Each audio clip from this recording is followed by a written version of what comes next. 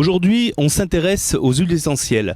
On va pas faire quelque chose de très technique, mais on va vous expliquer que l'huile essentielle, qui est une huile en fait volatile, extraite de plantes aromatiques, a multiples usages.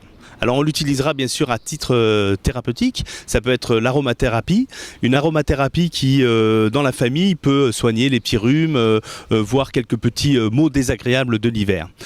À ce sujet, bien entendu, on va utiliser ces huiles en toute conscience. C'est-à-dire qu'il faut savoir que c'est une petite science et on ne peut pas faire n'importe quoi.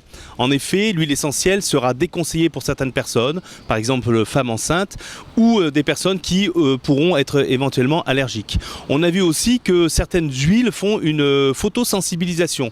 C'est-à-dire qu'avec le soleil, certaines huiles essentielles peuvent tacher définitivement votre peau. Donc, je vous engage à voir vraiment, si vous avez envie d'utiliser ces huiles, des gens compétents pour vous les prescrire. Différentes huiles essentielles, bien sûr, de qualité différente. Moi, je préconise, bien entendu, de prendre celle qui sera de qualité biologique. L'extraction est sensible, elle est faite à partir de vapeur d'eau et souvent, c'est une alambic, on va dire, d'extraction naturelle. Donc, comme le principe est très délicat, il faudra respecter cette extraction. L'huile essentielle fait objet de beaucoup d'informations. Je pense que vous allez, avant de les utiliser, devoir vous renseigner sur ces façons de les utiliser. Alors multiples, comme je le disais, vous pouvez les utiliser bien sûr à titre personnel, déjà pour la maison. Elles vont servir pour votre linge, elles vont servir pour désodoriser votre maison ou aérer votre maison pour lui donner un petit goût de printemps. Elle va aussi servir en cuisine. De plus en plus de grands chefs l'utilisent et bien entendu on peut faire un soufflé au basilic avec une goutte d'huile au basilic. Il faut quand même savoir qu'on n'en mettra pas directement en usage interne comme ça sur la langue. L'huile essentielle est assez puissante, il faudra qu'elle soit mélangée avec de l'huile ou d'autres miels pour que ce soit miscible.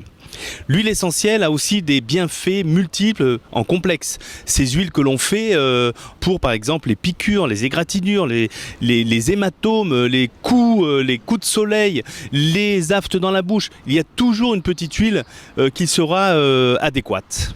Je vous donne un exemple sympathique, là nous faisons le jardin en ce moment et c'est vrai que nous avons trouvé un produit intéressant, il s'appelle Volarome.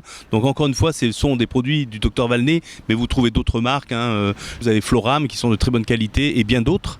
Mais alors c'est à base de géranium et ce Volarome donc éloigne tout simplement les insectes. C'est un produit qu'on peut mettre volontiers sur la peau, il n'y a pas de contre-indication, il est déjà dilué et c'est vraiment de très bonne qualité. Vous allez voir que l'huile essentielle est faite toujours un petit peu pareil, ce sont des petits volumes, donc vous achetez pas non plus un litre d'huile essentielle en général. Ce sont des petites bouteilles qui sont de 10 ml avec un doseur. Voilà. Sachez qu'il n'y a pas marqué sur la bouteille souvent comment on l'utilise. Il faut que ce soit plus détaillé par des livres.